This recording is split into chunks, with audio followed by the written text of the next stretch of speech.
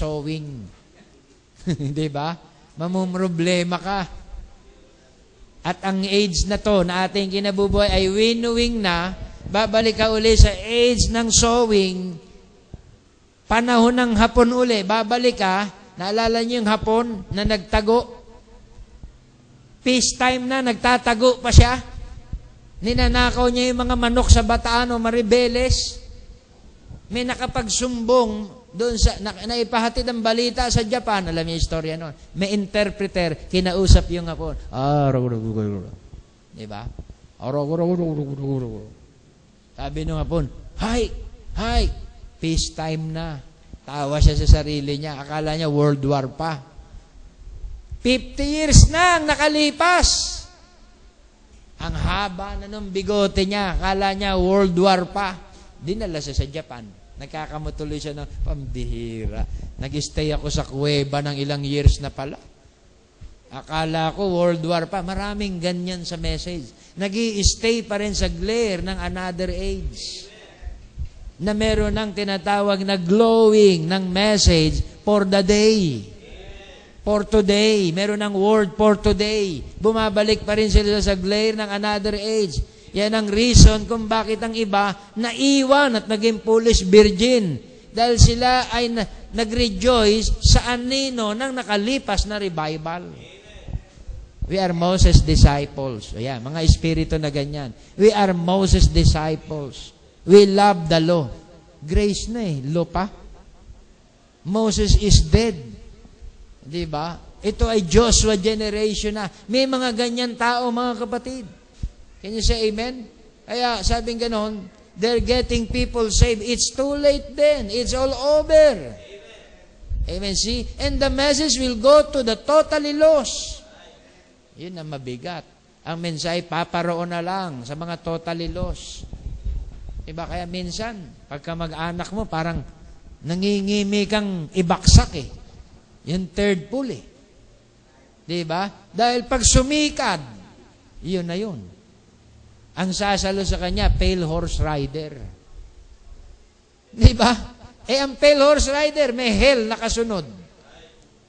Ang rider ay death. Ang nasa likod ay hell. Dahil nireject nila ang third pole, saan sila babaksak? Judgment. Ay under ng winnowing mabigat, nagpapagpag ka Inahampas mo yung Diba? Para bumitaw yung mga tinatawag na, anong tawag doon? Yung ipa. Diba? Gigiikin mo. Noong unang panahon, ginaganon pa yun. Diba? Pinupukpok yun.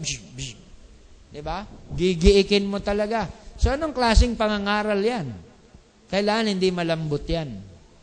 Kailangan mahigpit na pangangaral. Ang winnowing time ay fullness. Kasi hindi mo mapag-iwalay ang ipa at trigo kung partial word. Can you say amen? It won't grow. It won't separate. Can you say amen? Hindi makapagbibigay ng mensahe ng paghihiwalay kung ang mensahe dala mo ay partial. Can you say amen? Kung caring, kung human sympathy, walang magaganap doon na winnowing. Kaya ito ay greater works sapagkat mabigat na ministry. Winnowing time. Amen. Hallelujah. He went and preached to the souls that were eternally lost, that were in prison, that repented not the long suffering. Ano yung sabi gano'n? The long suffering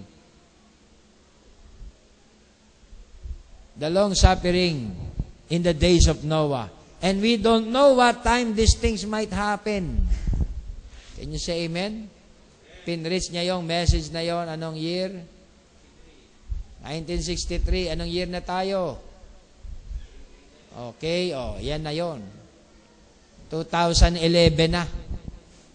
Ilang years na rin na nakalipas, kagaya din ng panahon ng hapon.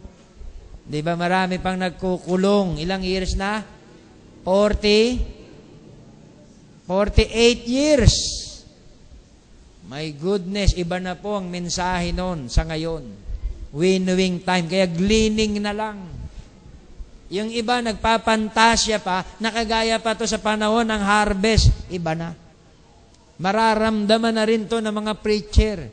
Parang tigang na. Pag pinangaralan mo sila, kaagad, didepensa kaagad, pastor namin magaling. Hindi naman pastor mo ang inaano ko. Ang pinipress ko, mensahe. Pero sasabihin niya na kaagad nila, ang pastor namin, alam din yan. Anong tawag doon, mga kapatid? Diba? Judgment time na kaagad. Dahil may mga angels na sila, mga reapers, at naani na sila. Ngayon, give them a word test. Pag sumikad, judgment. Iyan yung sinasabing preaching to the total loss. Pero pag sinabi niya, alam nyo, Brad, pare-parehas lang ang pupuntahan natin. We love you, brother. Foolish virgin yun. Can you say amen? Basta tayo, magkakapatid pa rin sa Panginoon. Wala lang tayong hatulan. Foolish virgin yun, iwanan mo na yun. Diba? Nominal class yun. Hindi mo mako-convert yun. Huwag ka na magsayang ng time doon. Puro good works, puro kabutihan. They are pure. They are virgins. Iwanan mo na yun. Can you say amen? Pero pag nagtatanong, tanong ng tanong, hindi naman namumusong, aralan mo ng aralan. Dahil meron siyang hinahanap na katuwiran. Baka yun ay seed. Can you say amen? Baka binhi yun. So, yun ang tinatawag na mensahe. Yun ang tinatawag na 11-hour worker. Babasa pa ako ng ilang quote. Malapit na rin ako magtapos. Sabi ni Sister Angie, puro ka naman ganyan, malapit magtapos. Yung pala, 30 minutes pa. Can you say amen? Why, mga kapatid? Kasi hindi ako ang may control ng time. Inorasan ko, preaching ko, 8:30, titigil ako. Eto, lumalampas na. Lumalampas na ako. Bakit, mga kapatid? Kasi nai-inspired ka, nakuquicken ka doon sa word for today. Yung mensahe sa ating panahon. Amen. Na nakapagbibigay sa atin ng inspirasyon. Now, I have to get another scripture here to show you Jesus talked about the people that He said, some come in at 1 hour, another hour, and there was 11-hour people. The 11-hour people, now you are, who are spiritual, read between the lines. Ang spiritual, nagbabasa between the lines, hindi letra por letra. Because I got to lamb here and hurry. Come in, 11-hour people. The first come in, receive a penny. The next come in, receive a penny. And the 11-hour people got the same penny that they did at the first. Is that right? Now watch the Jew. Is the milepost we're following him now. When the First World War come in, took every Jew, they scattered to all nations like first scripture that today was us. Now He will scatter them among all nations. They all are. And here come the winds coming into Jerusalem everywhere. A world war. Ang tinutukoy niya, yun tinatawag na, and He said, hold, stop it until we have sealed the servant of our God. Ang Revelation chapter 7. Diba? Merong 4 winds na umihip. Diba? Pero narito ang propesiya, sabihin mo sa hangin, diba? Tumigil siya. Hanggat hindi ko naseselyuhan ang mga lingkod ng Diyos. Winds means war. Diba? Nadala-dala ng tinatawag na 4 angels. Stalin, Mussolini, Franco, Hitler. They are the 4 angels ng Revelation chapter 7. Pag-aaralan natin yan sa susunod na mga panahon. Pinigil siya ng Son of Man na huwag umihip.